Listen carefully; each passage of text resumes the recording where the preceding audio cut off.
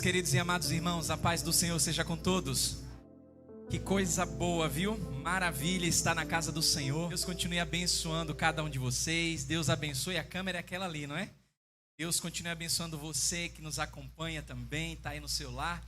É um prazer enorme mais uma vez estar com os amados irmãos. Nós vamos orar, vamos falar com Deus, porque Deus já está agindo no nosso meio.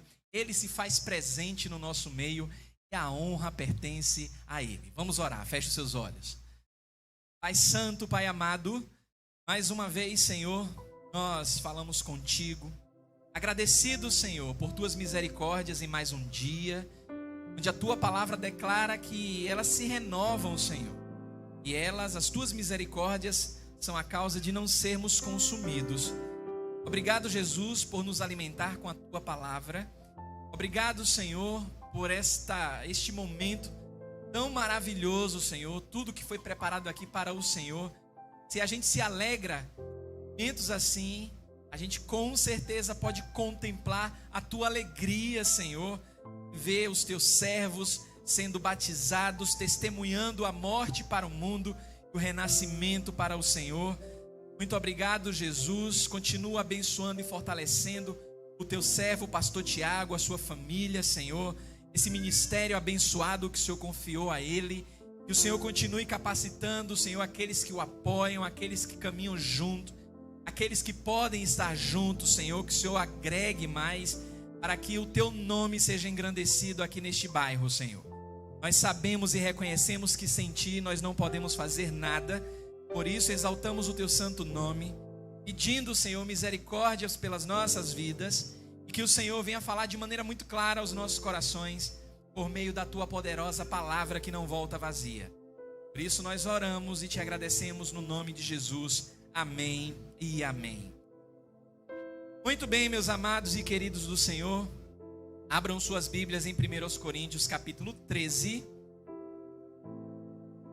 1 Coríntios capítulo 13. Você também que está em casa pode abrir a sua Bíblia em 1 Coríntios no capítulo 13.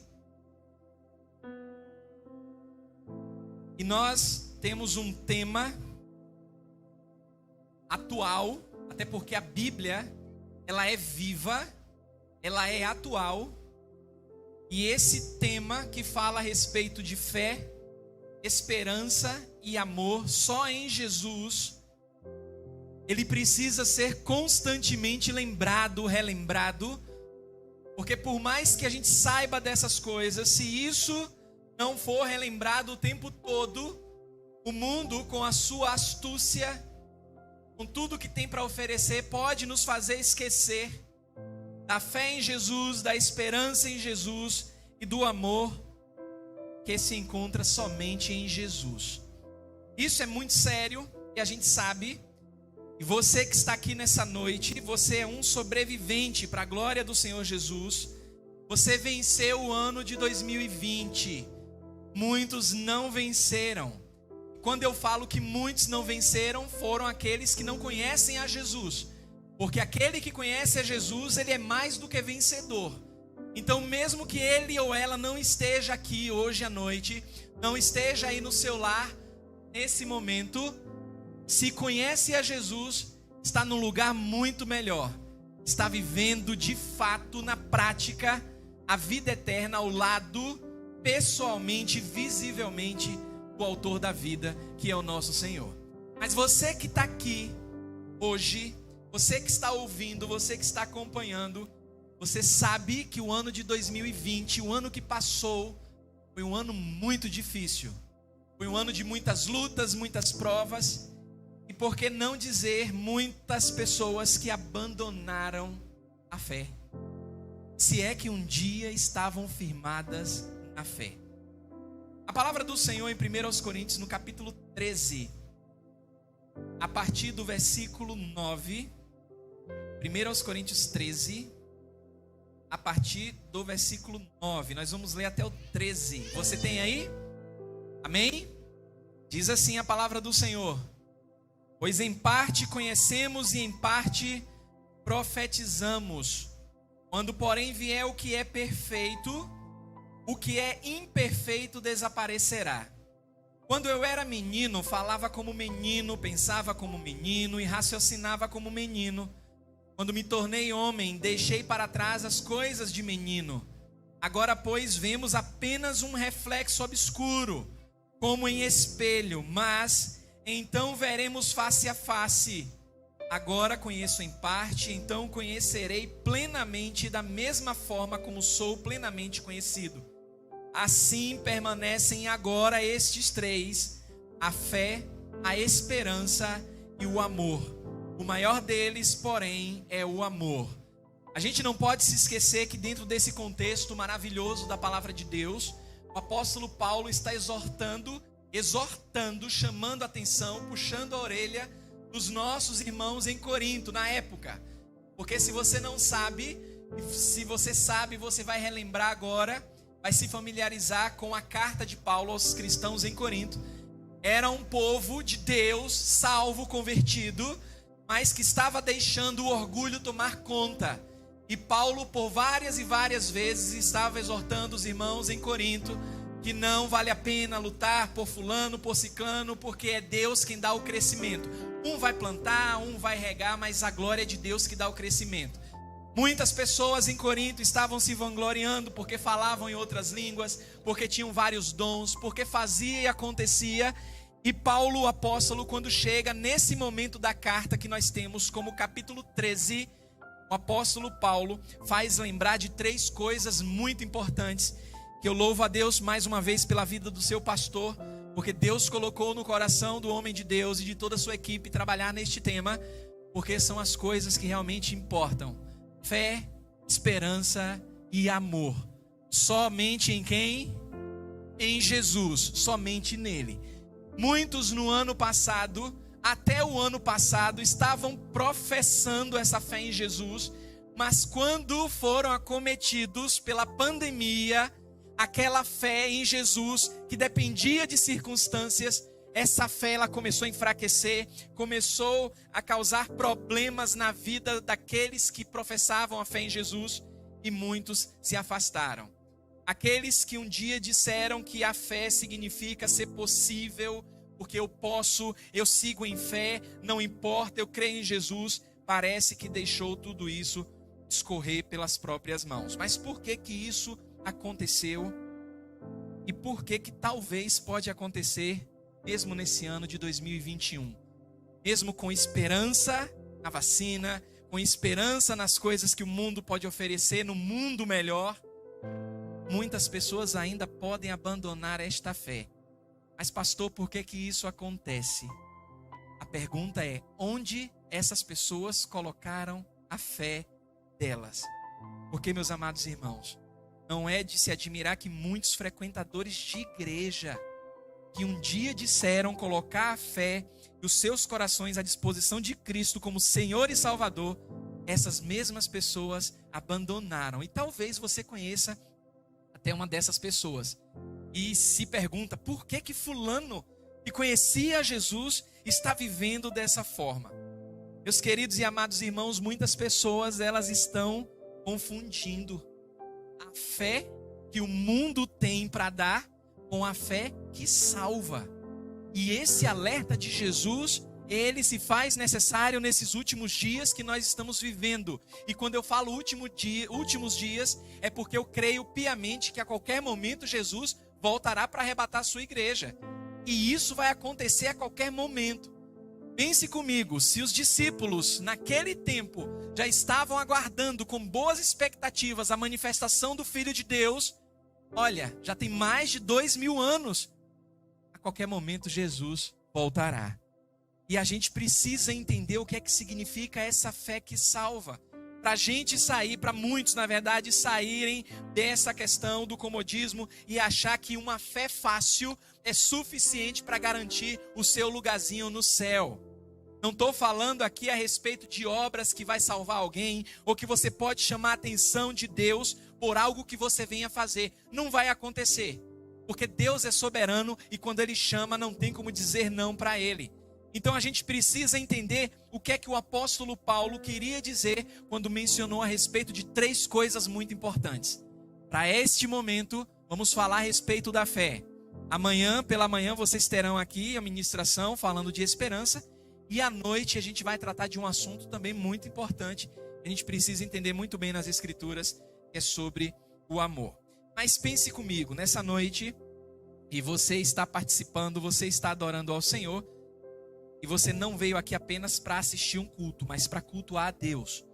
Pense comigo aí no seu lugar, coisas que geralmente um salvo, uma pessoa que se diz salva, uma pessoa que se diz ter fé, ela costuma fazer diferente das pessoas do mundo. Pense aí comigo. Uma pessoa que declara salva em Jesus, a primeira coisa que geralmente ela faz é chamar Jesus de quê? Chama Jesus de Senhor. Jesus é o meu Senhor. Muitas pessoas que professam a fé e acreditam que são salvas, elas testemunham de Cristo. Elas dizem, eu sou salva porque eu falei de Jesus para alguém. Outras pessoas declaram que são salvas simplesmente porque leem as suas Bíblias. Outras irão dizer que podem ajudar e têm ajudado outras pessoas nas suas dificuldades. Muitas pessoas que acreditam ser salvas, terem fé em Jesus, elas acreditam que são salvas porque elas professam amar a Deus o tempo todo. Muitas pessoas acreditam ser salvas porque fazem parte de uma igreja local, estão participando ativamente de todos os cultos, convivem bem com muitas pessoas, dizimam e ofertam ao Senhor. Mas e se nessa noite eu disser para você que tudo isso uma pessoa mundana, incrédula também faz? Como ficaria o seu coração diante dessa revelação? Incrédulos fazem a mesma coisa. E agora, pastor, agora está me criando um problema, porque eu me identifiquei com todas essas atitudes. Eu leio Bíblia, eu oro, eu vou para a igreja, eu dou dízimo, eu falo do amor de Deus, eu convivo muito bem, e eu não sou salvo. Eu posso não ser salvo? A resposta é sim. Pode não ser salvo. E isso é um alerta de Deus. É um chamado de Deus para a fé que salva. Se não, abra sua Bíblia em Mateus capítulo 7. Mateus capítulo 7. E lembra que eu comecei falando a respeito de algumas atitudes. Aquele que acha que tem fé, ele faz, é justamente chamar Jesus de Senhor. Mateus capítulo 7, a partir do versículo 21.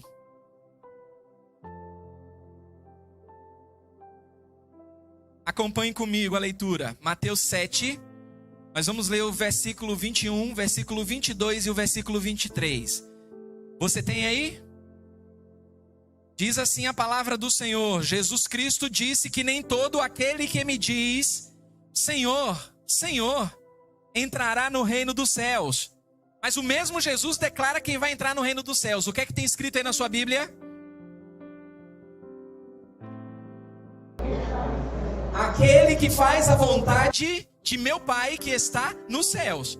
Então não é apenas dizer Senhor, Senhor, olha Senhor, eu te amo, olha Senhor, apenas da boca para fora. Mas a Bíblia declara que aquele que faz a vontade de meu Pai que está nos céus.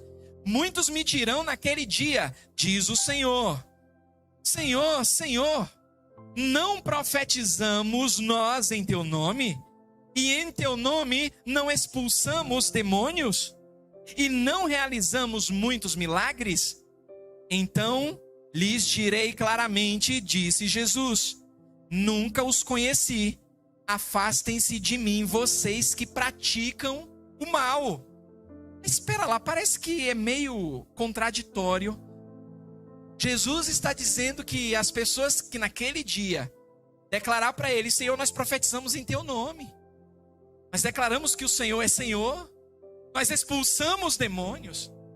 Nós fomos para a igreja. Nós dizimamos, ofertamos, cantamos louvores. Falamos da salvação em ti. Professamos a fé em ti.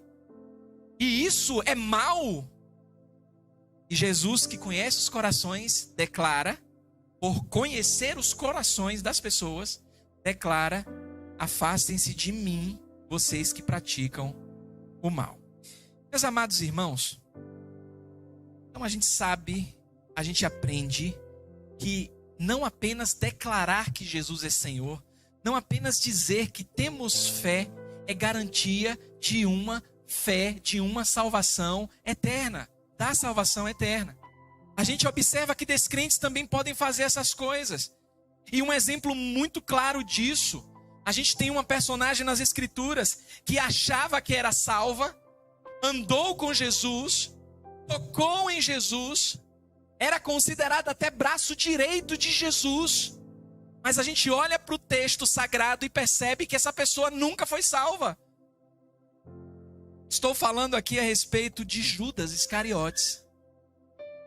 Estava com Jesus, era uma pessoa de confiança porque era o responsável pelas finanças. E mesmo assim, tirando Jesus que conhece os corações, ninguém detectou que Judas era do maligno. E tem uma passagem que me chama muita atenção e é por isso que fico alerta, até porque nessa noite você não pode sair por aquela porta sem fortalecer a sua fé. Porque Jesus declarou que no mundo nós teríamos o quê? Aflições. Mas que a gente poderia ter o quê? Bom ânimo. Para que você não saia nessa noite por aquela porta desanimado e com a sua fé fortalecida em nome de Jesus. Você precisa entender tudo que envolve alguém que de fato disse estar com Jesus, conhecer Jesus, mas não tinha uma fé que salvava. Tinha a fé do mundo, mas não a fé que salvava.